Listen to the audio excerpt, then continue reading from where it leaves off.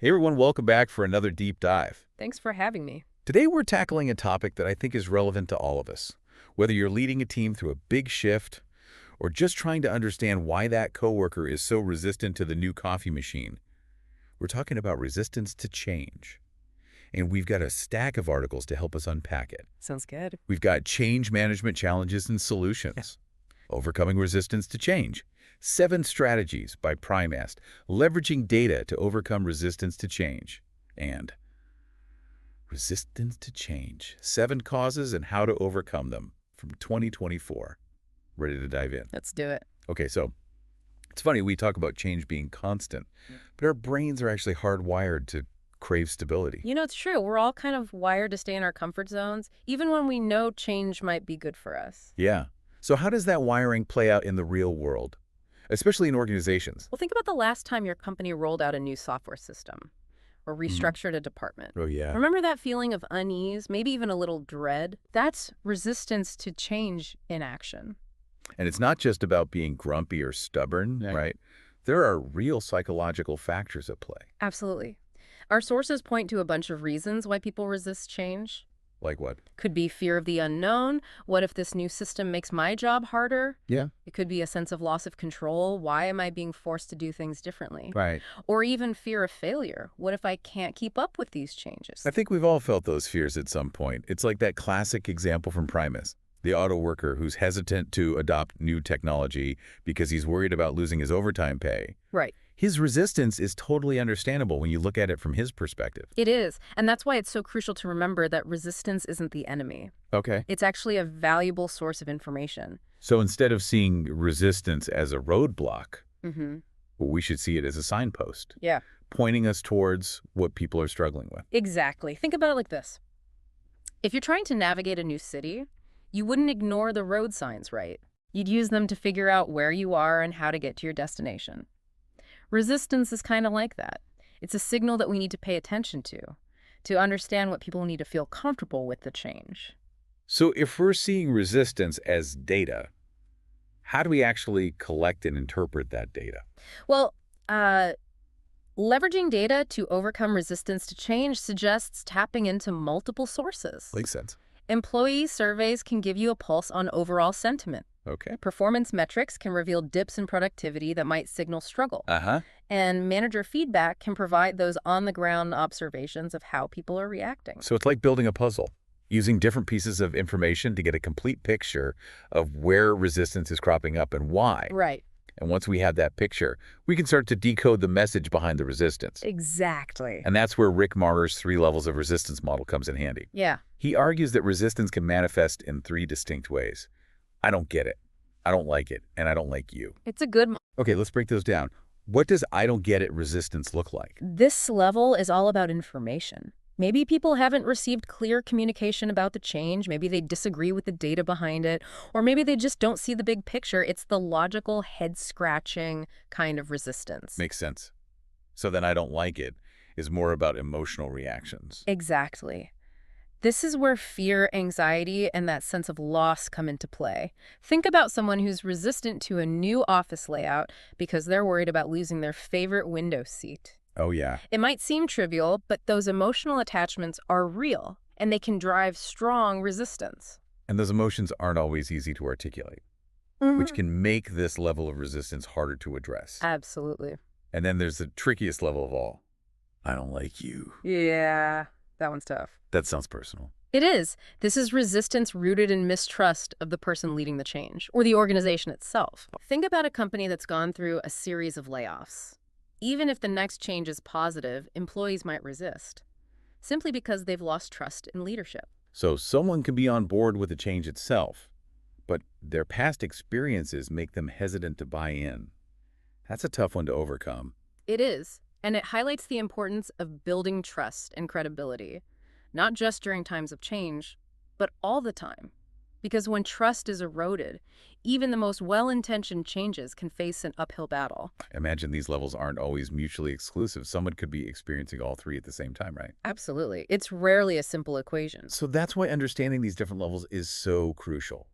It helps us tailor our approach to address the specific roots of resistance, whether it's informational, emotional, or trust-based. This is all starting to make sense now.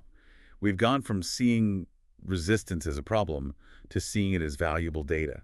And we've started to unpack the different ways resistance can manifest. But how do we actually move from understanding resistance to overcoming it? What are the strategies that can help us navigate these choppy waters? Well, that's what we'll be diving into in our next segment. Okay. We'll be exploring some proven tactics for turning resistance into a force for positive change. So stay tuned because we're just getting started. I'm ready for part 2. This is already giving me a new perspective on how to approach change. I'm betting our listeners are feeling the same way. I hope so, because understanding resistance is the first step to leading change effectively, whether it's in our organizations, our communities, or even our own lives. All right, we're back and ready to get tactical. Mm-hmm. In part 1, we dug into the psychology of resistance, learning to see it as valuable data instead of just a roadblock. Now let's talk strategy. How do we actually move people from, I don't get it or I don't like it, to, okay, I'm on board? Well, thankfully, our sources are packed with practical advice. And a lot of it boils down to good old-fashioned communication. All right. But not just any communication. It's got to be strategic. So no more sending out a company-wide email and hoping for the best. Exactly. Remember Maurer's 3 levels. Yeah. If someone's stuck at, I don't get it, they need information plain and simple. Right. Resistance to change, 7 causes, and how to overcome them.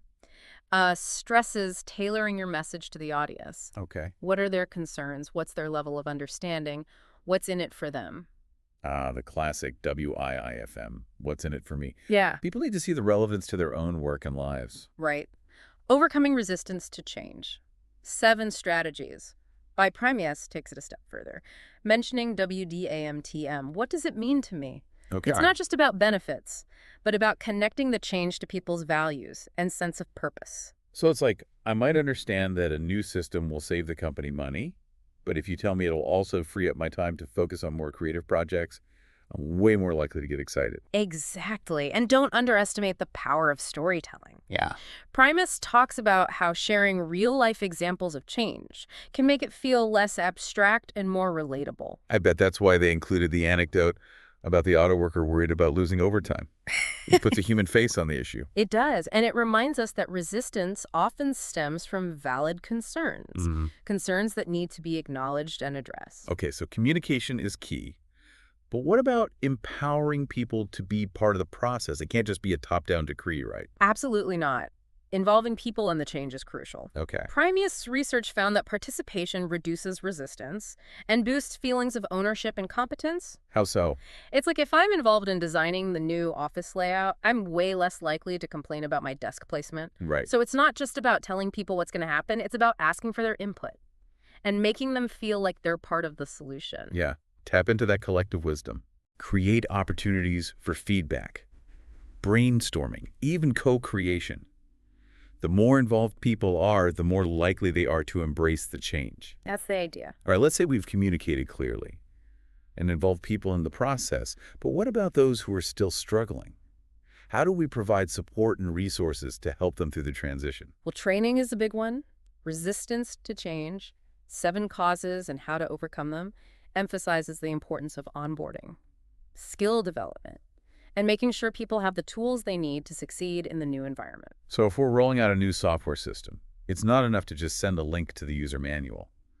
We need to provide hands-on training workshops, maybe even one-on-one coaching for those who need extra help. Right, and it's not just about formal training. Think about readily available resources like FAQs, video tutorials, or even a dedicated support hotline. Oh, yeah, that's a good idea.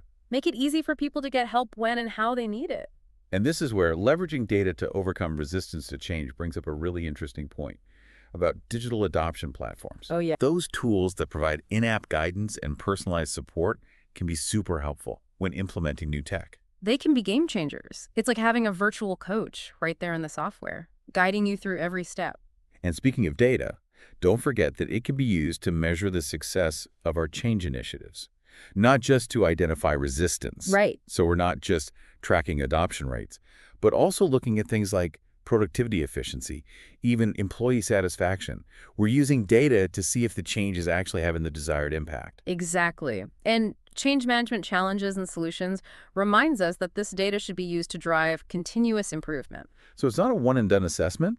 It's an ongoing process of analyzing, adjusting and optimizing our approach based on what we're learning. It's Exactly. like a feedback loop. We gather data, we learn from it, and we use that knowledge to make the change process even smoother and more effective. I like that. A feedback loop. But in all of this, we can't forget the human element. Mm. We need to celebrate successes along the way. Absolutely. Primiest is a big proponent of recognizing and rewarding effort and achievement. Okay. It boosts morale, keeps people motivated, and reinforces the idea that we're all in this together. It's like those milestones on a long road trip. They give you a sense of accomplishment and keep you energized for the next leg of the journey. I like that analogy. So to sum it up, overcoming resistance to change is a multifaceted challenge. It is. It requires clear communication, empowerment support, data-driven decision-making, and a healthy dose of celebration along the way. I think that's a great way to put it. It's not about forcing people to comply. It's about creating an environment where change feels less threatening and more like a shared journey. Exactly. And in the midst of all of this, we can't forget about leadership. Leaders who can inspire, guide, and support their teams through change are absolutely essential. Couldn't agree more. This is all great stuff for navigating change within organizations. But I'm wondering how these insights can be applied to our personal lives. After all, we're constantly facing change on a personal level too, whether it's a career shift, a relationship change, or even just trying to break a bad habit. That's a great point. And I think the principles are remarkably similar. Like self-awareness is key, right? We need to understand our own triggers, fears, and motivations when it comes to change. Just like those 3 levels of resistance. We might be battling, I don't get it, I don't like it, or even I don't like myself, when we're resistant to personal growth. Absolutely.